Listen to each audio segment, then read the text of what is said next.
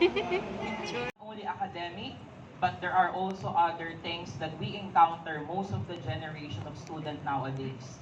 Mental health problems, financial problems, problems in the economy, and so many things, external problems. Usually cross the threshold from senior high school into the vast horizon of your future. You came here to learn, and now you leave here to lead. We are incredibly proud of the resilient individuals you have become. Batang Brilliant Emergency Response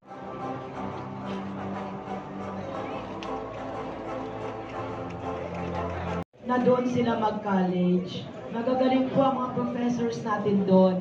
Your best.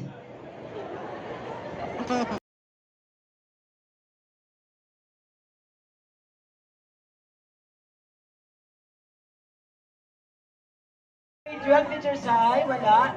Mamimiss si Teacher Aryan. Mamimiss yun talaga si Teacher Marian. Huwag kumanta. Feel it. Namnamin nyo. You savor your success. Because high school graduation is the best graduation.